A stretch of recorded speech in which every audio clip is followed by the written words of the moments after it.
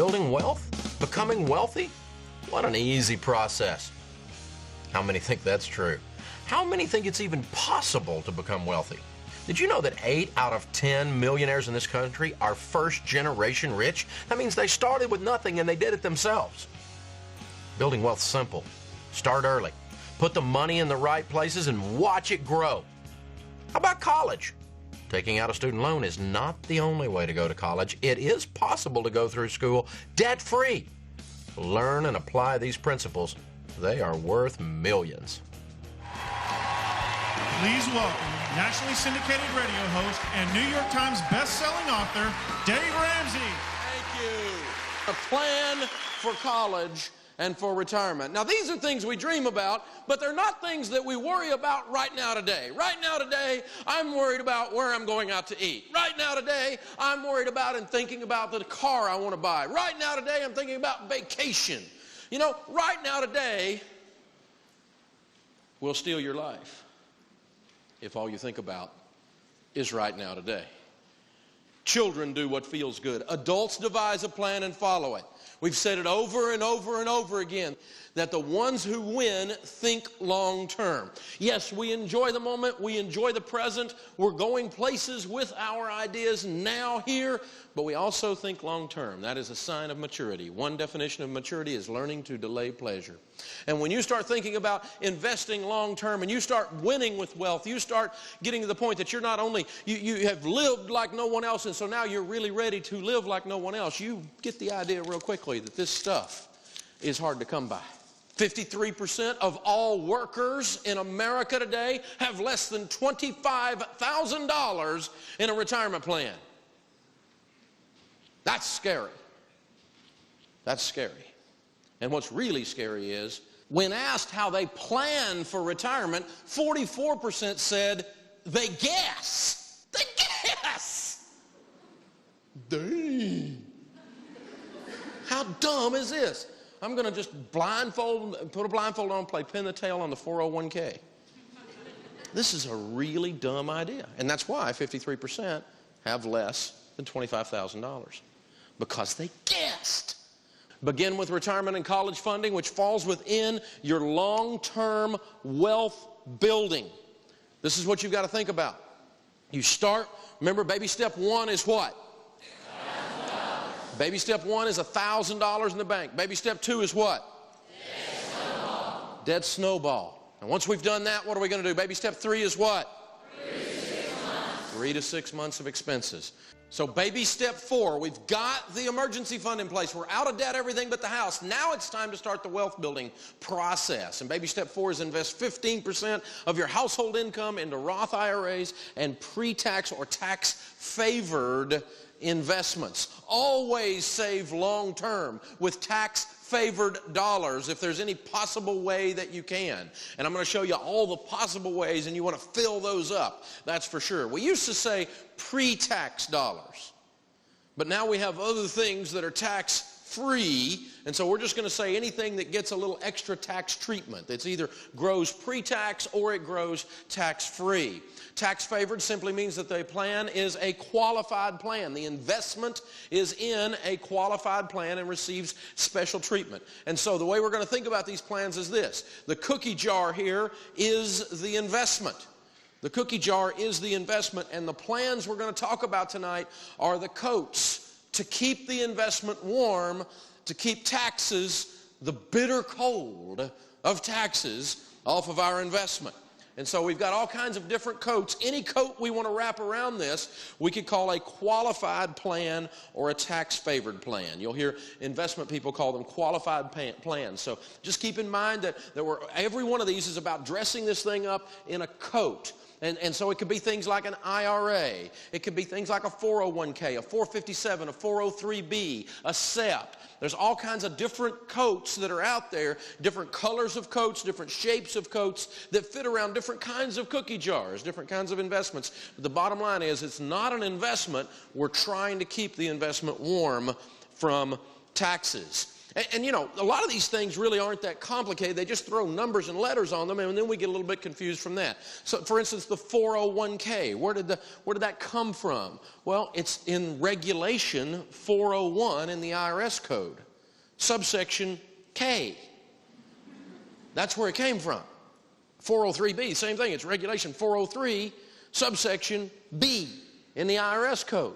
So that's where a 403B came from. 457, same thing. And in IRA, banks have done such a good job marketing with IRAs that we all think IRA actually stands for Individual Retirement Account, don't we? An IRA does not stand for that. If you read the actual tax code, the publication that allows us to have IRAs, the regulation that allows us to have IRAs, it's actually called an Individual Retirement Arrangement. And so it's how we arrange our investments within the code. You could put a lot of different things in your IRA, but the IRA is what keeps the thing warm from taxes, what keeps taxes off of your investments. Now, when it comes to IRAs, everyone with an earned income is eligible. If you are living on Social Security, if you are living on interest income, you're not eligible. If you are living on disability income, you are not eligible. Now, if your spouse has an earned income and you're married, then you are eligible based on them. So spouses who do not have an earned income are the only exception. They can piggyback on their spouse's income. So for instance, my wife is a full-time mom and she does not have an earned income. But were we in a bracket that we could do an IRA, then she could do an IRA because I have an earned income. Or it could be the reverse at your house. Either way is fine. But you must have an earned income. So when people call me on the radio show or they write me letters and they ask me, Dave, can I do an IRA for my child? No. Not unless your child has an earned income. Now, I do have a friend in the investment business who had a client come in one time. His little baby was in a diaper commercial. The baby was a model, a diaper model. And they made sure so that they could fund the IRA that the money was paid to the baby.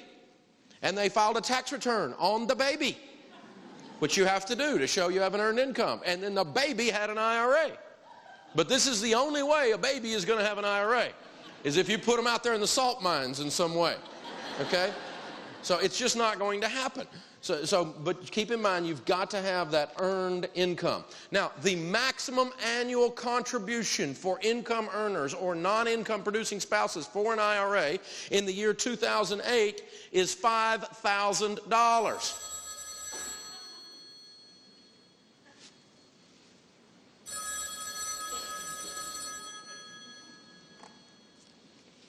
Hello? It's the government. Yes, sir. They've changed the law again. Or probably by the time you see this DVD, it will have been changed. So it's about the time we get these things recorded, they wipe out all the tax laws and start again. And so here's the deal. Right now, that is the truth. $5,000 for the year 2008 is accurate. It may change before we get this thing printed.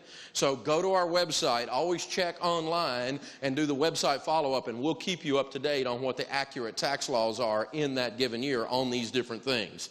But right now, we can count on $5,000 for the year 2008. Now, remember, an IRA is not a type of an investment at a bank. An IRA is the coat that protects the investment wherever you do it. A Roth IRA is when you get money handed to you and you save it into your accounts. An investment that will save you money now and get you more in the future. A Roth IRA is something that comes from the IRS that apparently helps you out with some of your income. Oh no, I can't think. Savings or maybe a retirement plan. Something along those lines. A retirement plan maybe. A savings account for retirement, putting away for your future. The Roth IRA is an after-tax investment that grows tax-free.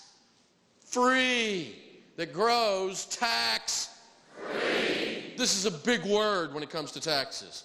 And I'm going to show you over and over and over again why this is a big word. It's very, very important to remember this about the Roth IRA. If you save like we teach and you're doing investing like we teach, you have the emergency fund in place first, you have your debts gone, everything but your house in baby step 2, then you're able to put enough into a good Roth IRA or into an IRA or into a 401k that you're going to end up with so much money that you're going to want some tax-free in your mix. For sure, the Roth IRA is definitely going to be the way to go. I love the Roth IRA because it has more choices. There's all kinds of different things you can do with it. Now think about this. If I save up in an IRA and I invest, or I save up in a 401k and I invest, and there's $4 million in there at retirement. In a traditional IRA, I didn't pay taxes on the money that I put in, but I do pay taxes on it as I take it out, right? Right. Say right. Okay, so if I have $4 million in a traditional IRA or in a 401k and I take that out over time or all at once, I'm going to pay about 1/4 of that in taxes, or about $1 million, aren't I? Does that make sense? If it's tax-free, then that's $1 million difference in a regular IRA and a Roth IRA, putting the same amount in and growing it to the same amount. So I've got $4 million here at retirement. I'm either going to pay taxes on it or I'm not. Now, you may have saved some taxes along the way by taking the tax deduction on the traditional, but it will not even come close to offsetting the taxes that you pay off the back end. So the Roth IRA is one of my favorites. It gives you more choices, and you're likely to be in a higher bracket at retirement. If you have a big pile of money that all starts to come out from under these things at once at retirement, you very well may have more income at retirement if you do what I teach than you do now. And so you very well could be in a higher bracket. So having a bunch of it in a Roth covering where it's tax-free is a great idea. Of course, you're also investing more. What do you mean? Well, let's think about this. If I invest pre-tax $1,000, or $5,000, the maximum for 2008. If I invest $5,000 pre-tax, that's different than investing $5,000 after tax, because it takes more than $5,000 to get home with $5,000 after tax, right? It would take like $6,000 to get home with $5,000. And so it is as if you have invested $6,000 is the way the math ends up working out. You invested $5,000 over here, but you got to pay taxes off the back end. Here, you invest $6,000, but you got no taxes off the back end. So it's kind of a forcing you, if you're maxing everything out, to invest more. So you end up investing more with the Roth, which is yet another reason I like it. And of course, it has tons and tons and tons of flexibility. After you've had the thing open for 5 years, and you can take out withdrawals 100% of your Roth IRA under these conditions. If you're over 59 and a half, of course you can. If there's death or disability, you can. And if you want to do a first-time home purchase, you can take out a max of $10,000. I strongly recommend against that one. Okay, but once you're 59 and a half or with death and disability, you've got all kinds of things you can do with this.